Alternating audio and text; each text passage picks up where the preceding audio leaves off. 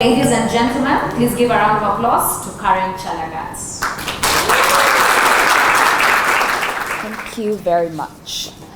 I must say I will acknowledge everyone that has raised their hand and pulled their seat to this table to have this conversation today.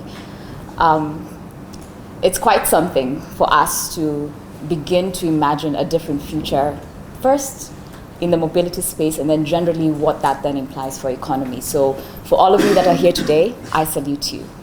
In the next few minutes, hopefully around 10 minutes, I will share a few thoughts, some of the things that happen in my brain as I think about what the future of our continent might look like. So belief maketh the man, and the man maketh his world. I'll say that again. Belief maketh the man, and the man maketh his world. What we see around us, the systems as we know them, are the product of human ingenuity, both the triumphs and the flaws. If we view the present state as the output, then we must ask ourselves, what is the input? Well, it is the sum of millions of decisions over time. However, if these decisions are closely examined, we do see strong commonalities emerging at pivotal periods of time. These decisions are firmly rooted in prevailing beliefs that shape trends, ideologies, or mindsets. For example, the prevailing capitalist system currently, or the democratic governance system, stem from the prevailing belief that each one of us or each man has a say. However, if we do actually critically study this, we do recognize that this is quite a novel thought in the sense of, time. It's a pretty young system if we say it that way.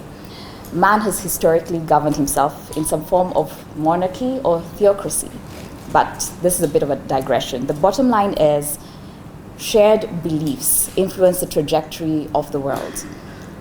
Belief systems maketh the man, and the man maketh the world systems. Today we stand at a paradox. On one hand, we witness unparalleled technological progress. On the other hand, we face the high cost of that progress on our health, our communities, and our planet. The belief that we can always do more has us build machines that operate 24/7 and produce more per hour than at any point in history. This has meant that our industries have had an insatiable energy demand, but the fuels that largely feed this demand have polluted our air, affected our respiratory health, and contributed to climate change. The belief that we can eat anything at any time we wish has led to discovery of ways to re-engineer crops and to fertilize our soil synthetically to enhance the commercialization of agriculture. Yet these practices, we have found, have disrupted the natural balance of our ecosystems and have proven unsustainable for our soils and our health. The belief that we can travel faster and further has enabled us to cross the globe in record time.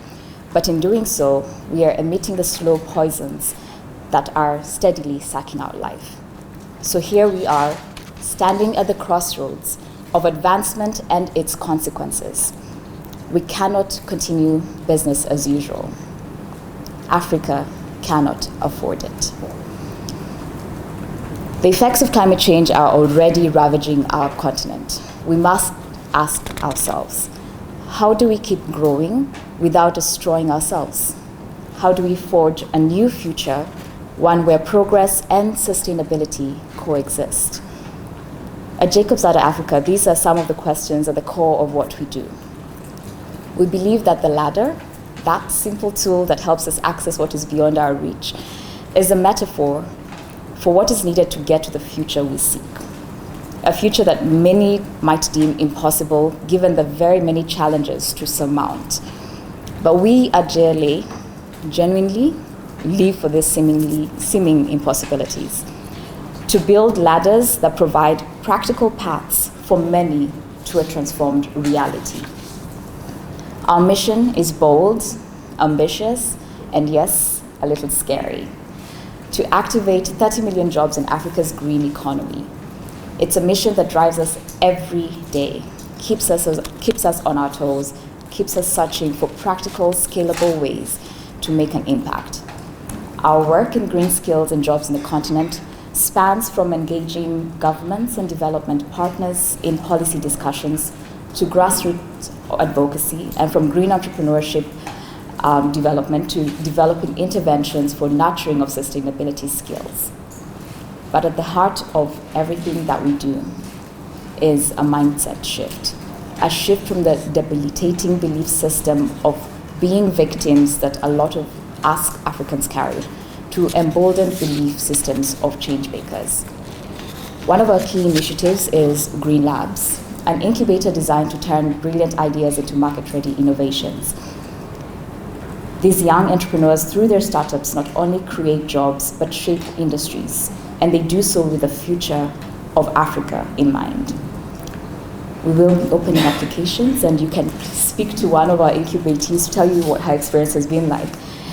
But we'll be opening applications for our next cohort, and I urge for all the young people here to consider making that application. If you have an entrepreneurial dream, by all means, do so. And I'm happy to take questions and speak more about it after this.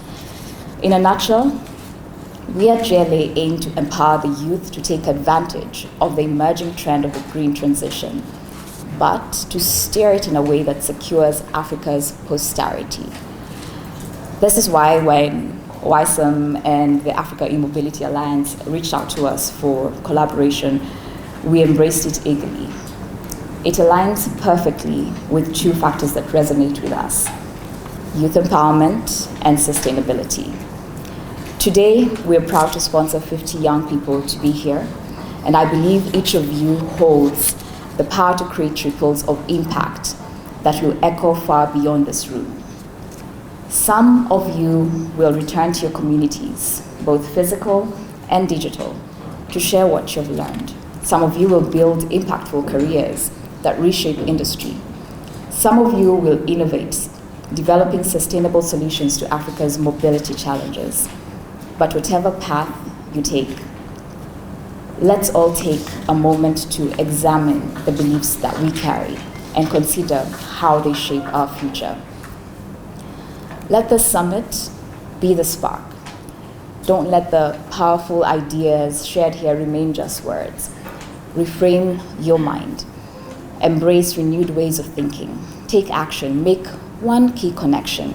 Change one thing within your power to do. Because together, we have the ability to move the needle on Africa's mobility industry and the future of our continent. Let's determine to be new people, framed by new beliefs that shape a new world, and one where growth and sustainability walk hand in hand. Before I close, I will remind you of an African folktale that was popularized by the late Wangari Maathai.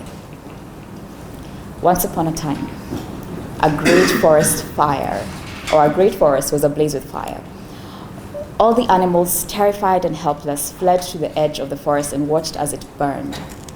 Amid the chaos, a tiny hummingbird decided it had to do something.